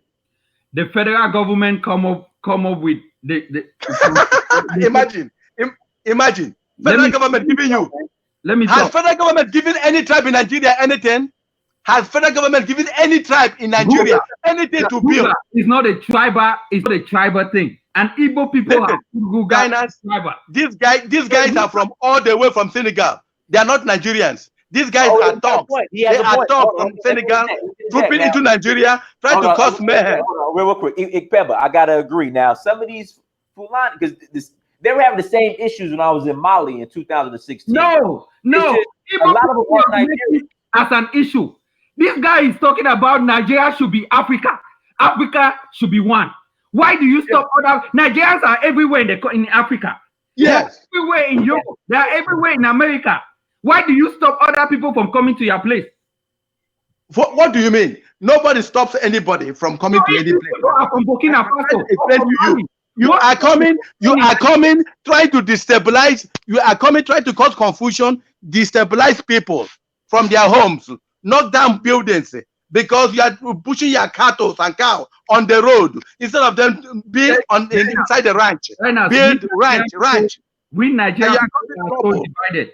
Let me talk about this one stuff. Ruga is a federal policy where the government says since Fulani herdsmen, which are the majority people with cattle roaming around, the federal government asks for state to donate land to Fulani herdsmen. The government didn't force state to give Fulani people land.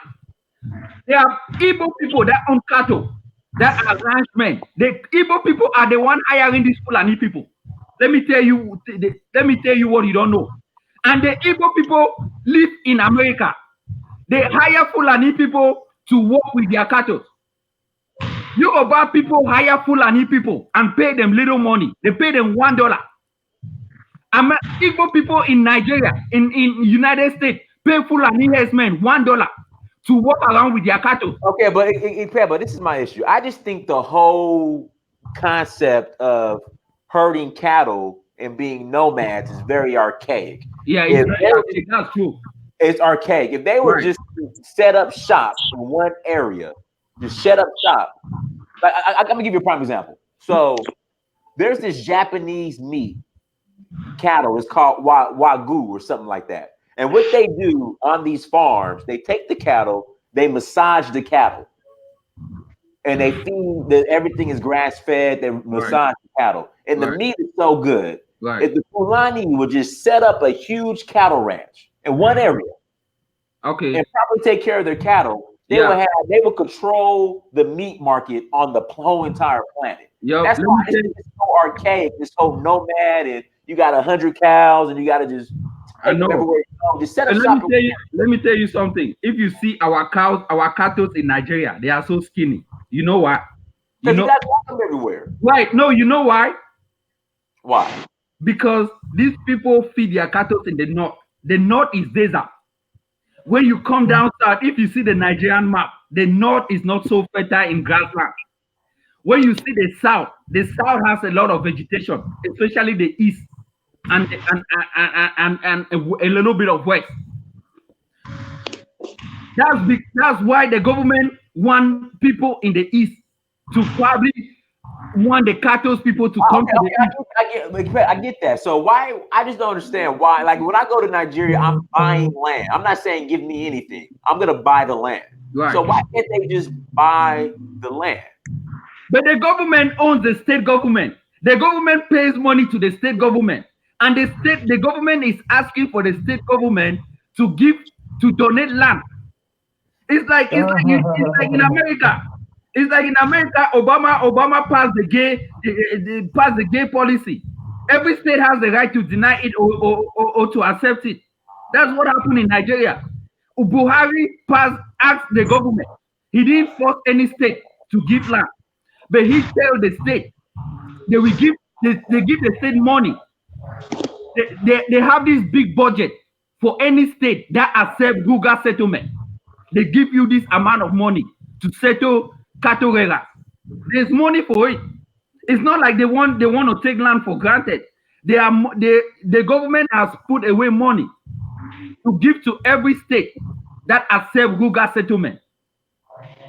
That's what it is. The Igbo people don't want it, but the Igbo people can go to Kano, they can go to Sokoto, they can go to Lagos, they can live anywhere and open their shops, but they don't want other people to come to their own state and put their own business. Okay, go ahead, Adewale. Hey, thank you for having me, brother. Go ahead. Yeah, first of all, man, I'm currently in the States. I'm in California, man. So I came in 2 days ago, but I'm leaving on Monday. Yeah, so I'm having a great time. It's fun, it's nice, it's beautiful. But straight to the topic, man. So, the particular topic that you're talking about is so controversial. Like, we've almost swayed away from the original topic. Now we're talking about something entirely different. Originally, we're talking about Sowore's association with Nnamdi Kanu. And I'm so happy you're talking about this because hey, Adewale, do me a favor, because we can hear the basketballs in the background. Yeah. I'm so sorry. Just give me 1 second, please. Okay, go ahead.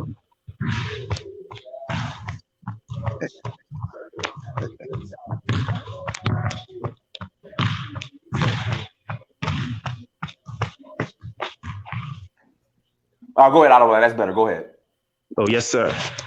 Yeah. So, the most important thing for me with all these conversations that we are having is that this opens. The brothers Metro PCS then froze up. Golly. Oh my God. Nigerians. Because, Oh, there we go. Adewale, we had lost you. Go ahead. We had lost you for a second. Oh, sorry. So what I'm saying is this is an opportunity for Africans in diaspora to see how we think as Africans, because as you can see, there is clearly some tribal issues going on in here. Like, people are so tribalistic. They don't want to bulge for someone else from another tribe. People's tribalism is coming to the surface, and everybody is trying to defend the tribes that they're from, trying to say my tribe is better than yours, trying to point fingers at the other tribe, saying back in the Civil War, you guys sold us to whatever. This tribe sold us to slavery. That tribe sold Africans in diaspora to people just like pointing fingers. And I just want people to understand that if and when a lot of Africans in diaspora choose to move to Africa, to the continent, you're going to be dealing with this, with tribalism. It's a big problem that we have on the continent. So it's not all rosy, thinking that, when I get to the motherland, there is no longer going to be racism. People are going to be fair and square. No, there are tribalists that would never treat you equally, the same way it's happening in this part of the world. So it's a very good topic. It's controversial, and people are exposing themselves. I agree with what the two brothers are saying, Mr. Ogu and Mr. Ikweba. They both have points. I disagree with a lot of the points they're coming up with at the same time. But I'm just happy that we are all exposing that tribalism aspect of us. And it's an educational process for Africans in diaspora that are trying to make the decision of moving to Africa, right? So they can know what they're doing. Adewale, let me ask you this. For the Africans in the diaspora who want to relocate to a place, or just relocate in general, how do we tread the whole tribalism issue? Do we stay out of it completely? Like, how does that work? Especially in a place like Nigeria. Honestly, Nigeria is so tribalistic. It's probably one of the worst in the world, to be honest. Nigeria, the situation with us, because right now we have three powerful people: the Igbos, the Hausas, and the Yorubas. All powerful. The Hausas have been perpetually in the position of political power ever since the beginning of the country. And it's just difficult, man. The only way that people really survive, I'll tell you what, is you come from outside, you're not from any one of those tribes. You go and make friends. You become friends with political elites within whatever tribes that you're hanging around with, that's the only way people, maneuver their way around the country. Because at the end of the day, if you even think about that approach, it's corrupt. I don't think that's a fair approach, because if you do not have connections, if you do not have the ability to network with people, then you're nobody. You know what I mean, right? Because if you don't have connections, you don't have people in power as friends of yours, then you're nobody. You're going to be treated like trash by the society. And that's unfair. That's not how the country should be. So it's just an unfair world that we live in my opinion. I tell you the truth, because whether you're here, whether you're there, there's still some problems you're going to face. We're not going to escape it. So Africans diaspora coming in, best thing you could do is don't throw away your citizenships from the countries you're coming from. Keep those citizenships. When you get to Africa, when you get to Nigeria, whatever, and you obtain a Nigerian citizenship, keep that as well, because that gives you a leverage. Now you're a player in two countries. And I mean, that's a big advantage, right? But you're not going to be tribalist, obviously. But you would find out that a lot of people are going to be trying to pull you to come engage with them, to come be a part of their tribe. You're going to find Igbo people telling you stuff that, oh, Dinas, you don't look like you're Yoruba, you look Igbo. Trust me, you're Igbo. Come be with us, Igbo. You're going to find, that's just the truth, brother. That's how we think. We're so tribalistic. And at the end of the day, man, one point that Mr. Ogu made earlier, saying he believes the entire continent should be one country. Honestly, if that could happen, that would have been perfect. But that's never going to happen, because we're just so multicultural. We're so diverse. I mean, in the entire world, man, we're the most diverse people in the entire world. Like, you just think about it, man. Nigeria alone has 500 tribes. Congo has 300 tribes. So all these countries in Africa are like really, really diverse. And it's just unrealistic for us to be one country. It's not possible. One great example why we are having major problems in Nigeria is because the Hausas, the Northerners, they are culturally different from the Southerners. Like before religion, before European connection. And now we are forced to be in the same country with the Northerners, and it's just not working. I don't think it's ever going to work, personally. But I just don't know, man. It's a crazy situation. But most importantly for me, I'm happy that this conversation is being had, because Africans in diaspora, now they know what they're going to come face when they move to the motherland, if they choose to. Yeah. Brother Ogu, you want to add to that? Yes. Like he said, there are problems everywhere. But as far as I'm concerned, I told you, I've been here in America for so long. I've seen both the continent, I've seen here, what is going on here. I prefer to stay in the continent. If I'm to ask to take America or continent, I prefer to stay in the continent. I have my reasons. No matter how bad we are, sometimes there is unity in Nigeria. There's unity in Nigeria. No matter we try to be tribalistic, sometimes we go out there, we recognize ourselves as Nigerians. The issue I'm trying to address is very simple, that we need to be independent, that we need to have proper education to start manufacturing goods by Nigerians, made in Nigeria. And there's nothing wrong with this. I agree. What I'm talking about. There's nothing wrong with what I'm talking about. Now, coming for diaspora, listen, if you want to come and reside in Nigeria or Igbo tribe areas of them, I guarantee you, if you guys are 200, the Igbos will welcome you with music, show you land. You want to buy land? You buy. Come on, it will help you. I'm telling you now, do not buy hearsay. Somebody say, oh, you come over here, they're going to discriminate against you. That's not true. If you that mean, let you and I go to Nigeria now. I'm going to tell them, you are from America, you have been over here, your father and father came over here, and now you're a descendant of slaves. You will see how they will embrace you. You will see how they will welcome you. I don't want to say, oh, you come to Nigeria, they're going to, and the same thing applicable to Yorubas, okay? I believe also it's applicable to the Hausas, okay? You will be welcomed traditionally, because we are tribal people, we are cultural people, traditional people. We believe in African culture. But what I'm against is the Fulanis and the Hausas under the camouflage, okay, coming to dictate for us. They are pinning one tribe against the other in Nigeria. They are pinning one country against the other in Africa.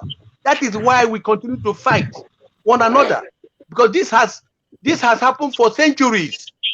So I have to get a passport to go to Kenya. If I want to marry somebody in Kenya, it's not going to be possible if I don't have the Kenyan visa. Or if I want to marry in Namibia. These are the creation of the slave masters to pin us against the other.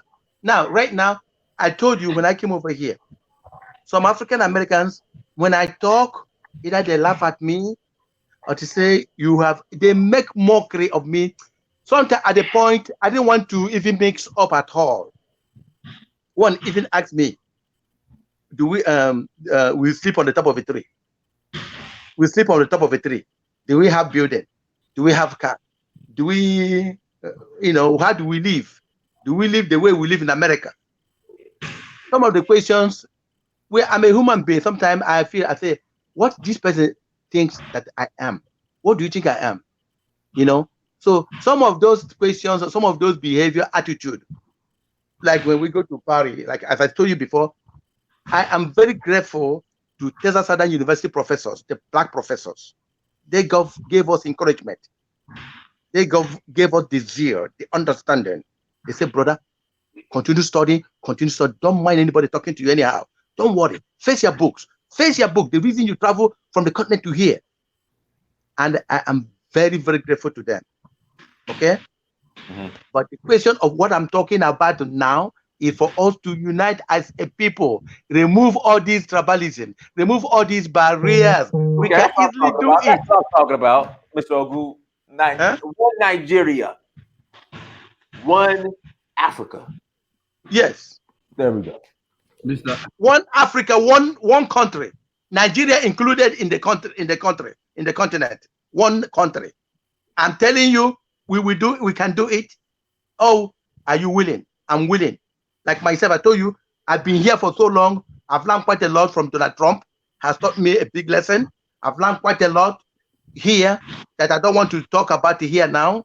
I'm not privileged to say that, but I've learned things that I kept within me, which I know that if I go to the continent, I take it with me. How we can better our place. Because I believe we have something over there that can make a difference in the lives of the whole world. Okay? So that's what I am saying. If we can hang on, like all of us here talking, for example, let us start from Nigeria. Can we talk to those leaders over there? Will they be able to listen to all of us talking? That we need to come together. That we need to start. They say that a journey of 1,000 miles starts with one leg. Let us start something. Let us talk about why are we tribalistic? Why can't we come together as a people and start to do things for ourselves? That would be a starting point. I have something to say to that, man. Let me tell you. Hold on, let brother Ikpeba go. Then you'll go out a while later. Then we're gonna close out here in about 15, 20 minutes. So Ikpeba, go ahead. Mr. Ogu, yes. Man not be.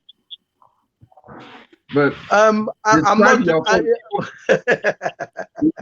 You want to speak pidgin? If you speak up. Yeah, I will. I do understand pidgin English. Yes, I do. Real quick, guys, hit that like button. We have 500. We have almost 600 people watching.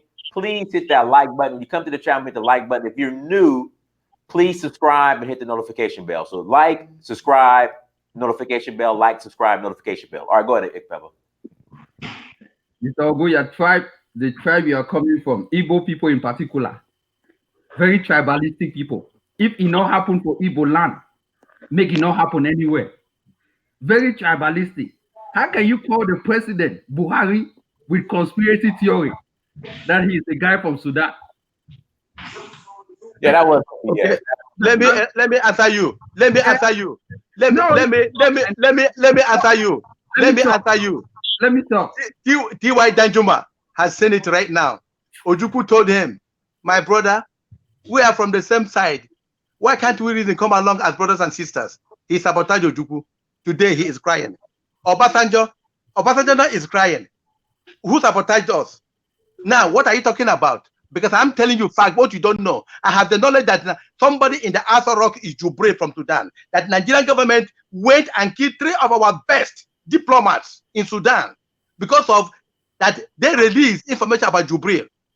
They went there and slaughtered those 3 diplomats.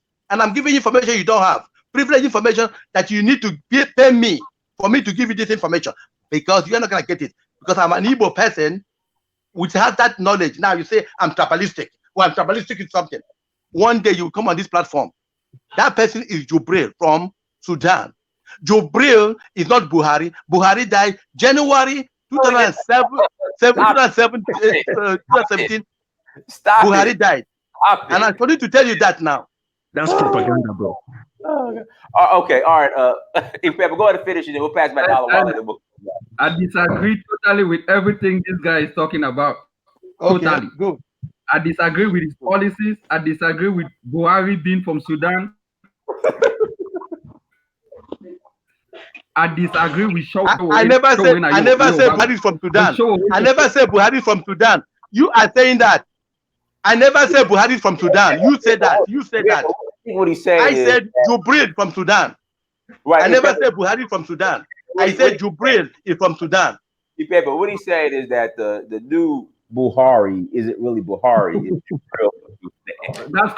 He lives. He has lived in America for so long. He should know what they call conspiracy theory.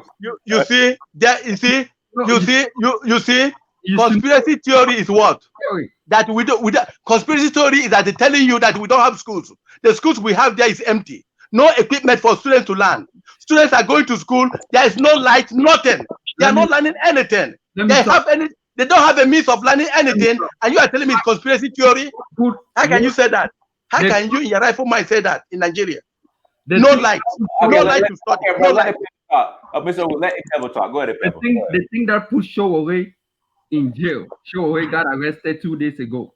The thing that put Sowore in jail, when you want to organize a revolution, you don't come in public and walk on the street and incite violence on people, telling them revolution is tomorrow, revolution is the next day, telling people what to do. Revolution is done through the back door and take the government by surprise.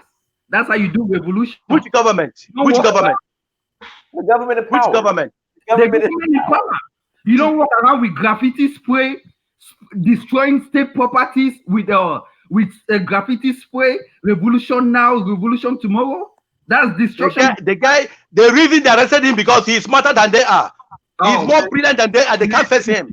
That is the reason. They know the facts. You know the facts. I know the facts. Why is he smarter? Because he studied in America or what? Or because he live in America? Because he is smart. He is smart. He is smart. Have you heard him speak? Have you heard him speak? Have you heard him for one day?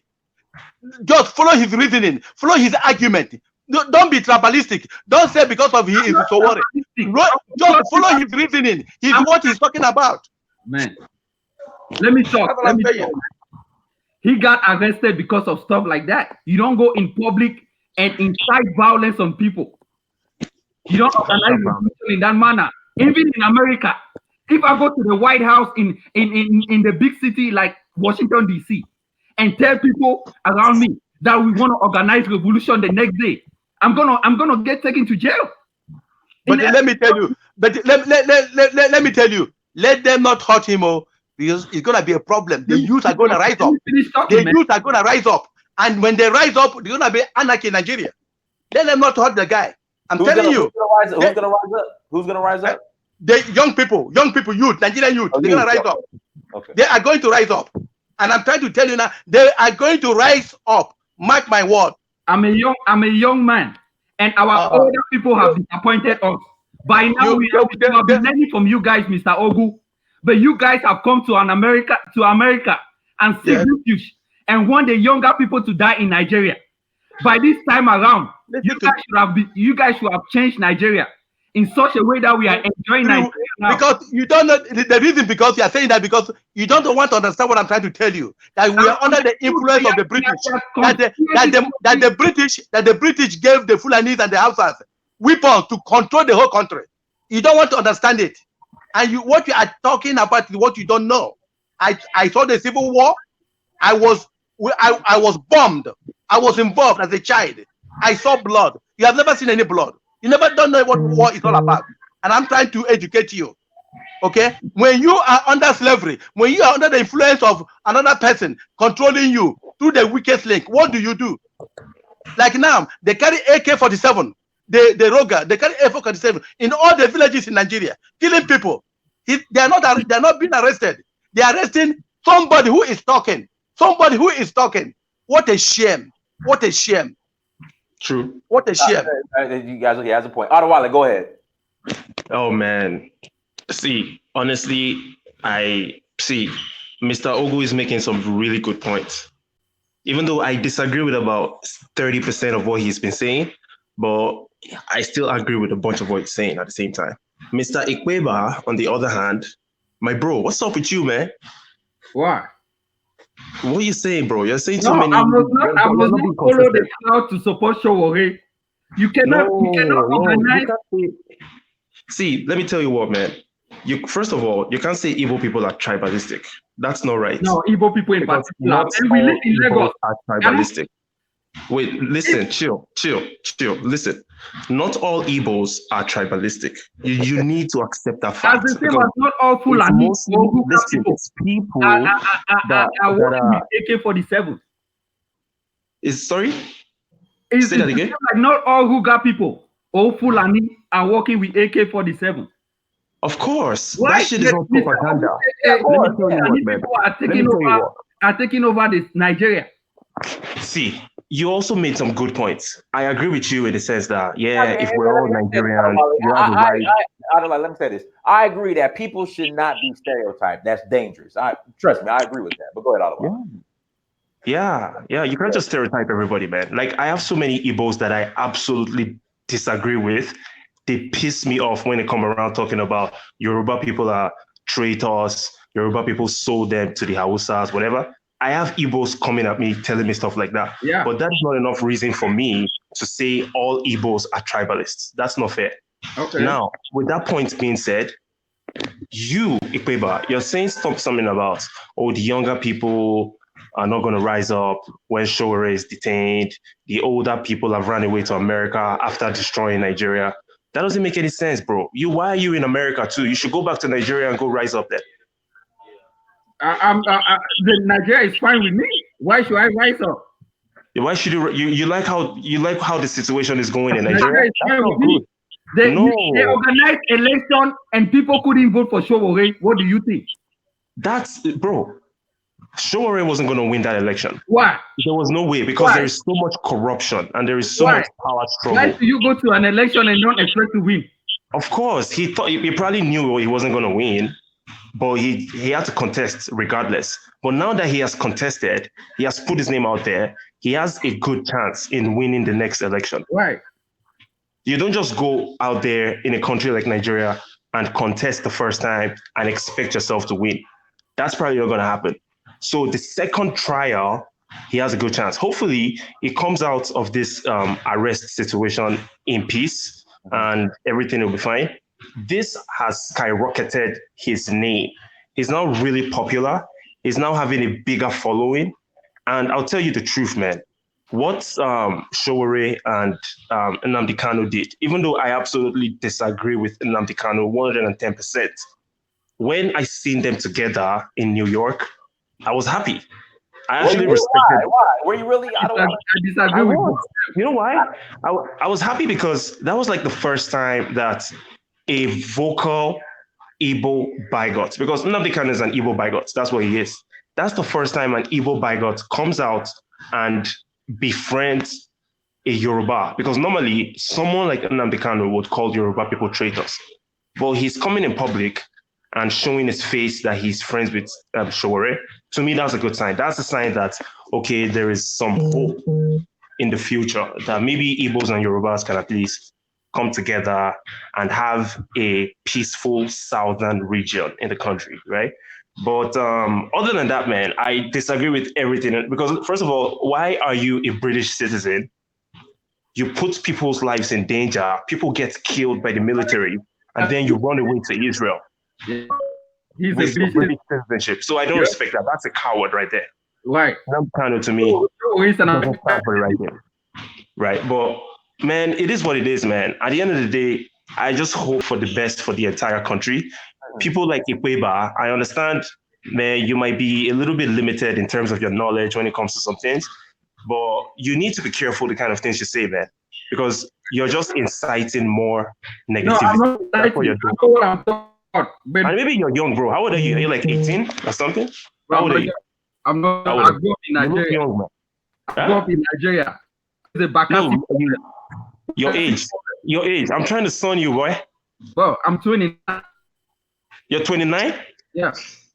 Then why are you not acting this way? That's a grown man. I don't like how you're talking, man. You're not representing Cross River people well. Personality. I'm not on your side or something. No. I disagree, man. You can't just be calling evil people bigots or tribalists. Or you disagree, or in the weekend we can go ahead and talk. The what? What I disagree on? What did I say that you disagree on? No, you said quite a few things that I disagree with. But and tell me what I said. No, it's okay. Listen, man, we're just going to be arguing. It's not going to yield any positive result. And there's no point. We have to go through. At the end of the day, one Nigeria. One Nigeria, one country. Good. I agree. There we go. We can agree. And we have in power. In addition to one Nigeria, one Africa. I want us to be united. I want us to be united because and take over the continent. That's my fear. In my own lifetime, I want to see black people taking over the continent from these slave masters. They have done us damage. They have destroyed us. They have killed us, and the people are not seeing it. But I'm a product. I know what I'm talking about. What they're doing behind the scenes. That is ruling Nigeria. All the coups that took place in Africa, in Nigeria, by the British, all the coups that took place in all the Francophone, so-called Francophone, French, all of them, all these coups have been masterminded by the slave masters. None by a black person. None. Tell me, show me one by a black person. You see, that's what I'm talking about. That's why Mandela didn't run from Africa. He stayed in Africa and faced the challenges. Even when he became president, we stay abroad and talk because we are overseas. Go to Nigeria and stand and talk. Okay, because the people I'm talking. That's why I'm telling you. Do they see eye to? Do they see eye to eye with reality? They don't see eye to eye with reality. They only see this guy from South. What's his name? Goodluck Jonathan. That was the guy that even caused Boko Haram because he couldn't do nothing. No president in Nigeria will ever rule Nigeria where people in Nigeria don't talk about it. Every president is a problem. Goodluck was a disaster in Nigeria. The problem of Goodluck is what we are experiencing today. The problem of Goodluck. I'm talking about black people worldwide coming together. Yes. Let us have the continent in our hands. Decide our future. Decide our people. Yes. Teach our children our African culture and tradition, so that from the continent, somebody can come from the continent and marry somebody from America, black, traditional African wedding. Yes, they can do it here. They can do it in Nigeria. Yes. This is my dream. This is what I want. I want united Africa. Because I have seen quite a lot. Yes. An Igbo man will refuse for a Fulani man to get married to an Igbo woman. Oh, come on. I've seen it. Hold on. Now you're being tribal now. No, he says what he wants in America, but in Nigeria, Igbo people, even in Lagos, here we go. No, let me tell you something. In Lagos, Igbo will hire an Igbo person instead of a Yoruba. But I know a ton of Igbos and Yorubas who are married. To Fulani people. To Fulani people. No. I don't know. My uncle married to a Fulani. My uncle married to a Fulani. Finance, I have something to say. What he's talking about? This is a really interesting point. If Nigeria was to ever split, the Igbos are going to take Cross River, where Ikweba is from. No. How do you feel about it? You're going to be stuck with Igbos for the rest of your life, bro. So stop hating on them. We are Ejagam, Ijo. We are not Igbo people. We are different from them. They're going to take you guys, bro. No, there's nothing you're going to do about it. What this guy? What are you talking about? We are different from these people. But you don't have a choice, man. They are your brothers forever. No, there's nothing, bro. There's nothing you literally can do about it. The whole market. The higher only if you know the Igbo person, you know the work for Igbo person if you store. But see, me as a Yoruba, let me tell you, me as a Yoruba, I see Igbos and Cross Rivers as the same. There's no much difference between you guys. So I don't understand. Now, an African from the diaspora cannot even tell the difference between me and you guys. We're all the same to everybody. It's like me telling you there's no difference between a Yoruba person and a Fulani. Those guys are close to you guys than us. You go to Kogi State. Kogi State is Fulani people. Kogi is close to your state. You don't know. As far as I'm concerned, I believe you are too young. You don't know the history of Nigeria. You don't know the politics of Nigeria. You don't know how the games are played in Nigeria. And I'm telling you, the person talking to you explained the civil war. You have never seen any war. Okay. The Igbo saved the Cross Rivers. During the civil war, the Igbo saved them. So you don't know what you're talking about, bro. No, Cross River, we never join Igbo people. Okay, all right. We're gonna close out. We're gonna close out. This is my first time of hearing about Cross River. This is my first time of hearing about you. Everywhere in Calabar. Everywhere in Calabar. I'm from Ikan. Ikan is a town in Calabar. Even in my place, now them they sell fish there. For Ikan.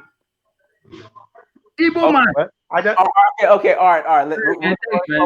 At the end of the day, I believe Sowore should be free. No, Sowore should stay in jail. He deserves to be in jail. Oh, come on. Because you need a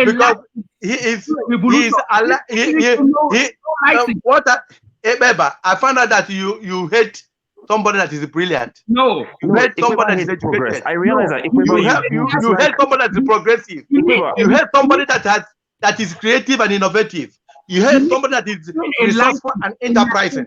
You hate somebody that wants to be for himself, a black man. Have you ever heard of Eric Holder? Have you heard of Eric Holder? Eric Holder. You're like the African version of Eric Holder right now, bro. I swear. You're just anti-progress, bro, of the people. You need to obtain a license in Nigeria to do a revolution. Nah, man. The fact that you say Sowore has to be in jail, you make no sense, my bro. I'm sorry. You make no sense. Destroy property. Diners, I'm telling you, the young people in Nigeria are going to rise up. They are going to march. They are going to rise up from Aso Rock down, all over the country because of this guy. He didn't do anything because he is talking the truth. He is brilliant. He's the type of African person we Africa needs. Let me say this. They cannot compete with him because they cannot. They cannot challenge him academically and otherwise. That is why they're picking him up. And Britain is behind it. No, let me say this and we'll close out. I think, so in America, we have a saying, don't telegraph your punches. Right. So I think what Sowore did, he means well, but execution was just off. Right. That's right. But I still think they should release we need revolution, but you have to do it the right way.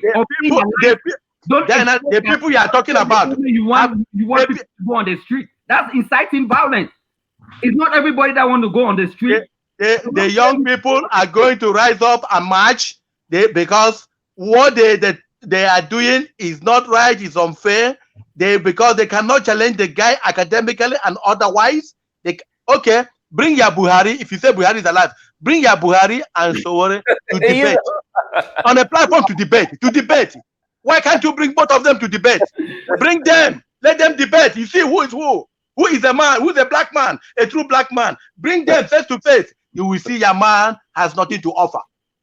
He has nothing to offer because the guy is brilliant. The guy knows his stuff. He got it. He has the brain to develop Africa. That is why they are afraid of him. He has the brain to stop the Europeans, the slave master, from coming to Africa. Okay. They want to continue their slavery. They want to continue the siphon capital, what's called capital flight. Flying Nigerian resources to Britain, all the British banks, Swiss banks. These people have destroyed Nigeria. Why? Common person is dying. Starving to get in Nigeria. So with that being said, let's close out. So everyone, thank you so much for joining us. Make sure you hit that like button. Make sure you share. Make sure you subscribe. One Nigeria. We're all one. One Africa. One Africa. And free Sowore. I think Sowore should be freed. I think he should be able to sit down and have political discourse with the people who, I guess, with the right parties. He should be able to have. No. They should sit down with him. They should go and ask him, sit down have a meeting with him. They should go and have a meeting with him. He should not go. They should go and have a meeting with him because they have nothing to offer. He has something to offer. He has something to offer. To just when I met Buhari, the chiefs of Oba, where they, Okay, I have to mute you guys. So I think, you know, we should be able to sit down and have proper discourse. Sowore is a very intelligent man, and I think his voice, you should have a say at the table. There we go. So I think everyone should be able to sit down and have political discourse, because Sowore has a lot to offer, and he's young energy as well. You know, so one Nigeria, one Africa, Africa for the Africans. Free Sowore. Sowore should be able to have a seat at the table because I would say he's probably more connected with the youth because he's younger and all that good stuff. Adewale, anything you want to add? Am I on point? I mean, do you disagree with what I'm saying? Agree, disagree? No, I agree. I agree with what you said, man. Sowore should be free. I don't trust him 100%, but I trust him 90%. So that's a good start. Okay. And I mean, let's hear what he has to offer. We'll see how it goes from there. Okay. Well, let me ask you: should Sowore start off just go up the ranks, or do you think he was doing too much by going for president? What are your thoughts on that, Adewale? Yeah, I think he did the right thing. I don't think he did anything wrong by trying to become the president. Yeah, that was the right move. What's the point trying to be a leader at the local level when you're not going to make so much of a difference? Though, I mean, it's not a bad approach to go that way. But at the same time, he's already done what he's done, and he has his name ringing around the country. That's a good move for him. I'm happy for what he's done. I hope he comes out of this situation, and I hope we give him a chance to do something. Yeah. Absolutely. Like I said, one Nigeria, one Africa, Africa for the Africans, free Sowore, and allow Sowore to have a seat at the table to speak, because I think he has a lot to offer. Me personally. So everyone, thank you so much for joining us. Make sure you go to Search for Uhuru on Instagram, Snapchat, Twitter, and Facebook. Like, share, subscribe, all that good stuff. Till next time, Dynasty Samir, Search for Uhuru. Peace. Peace.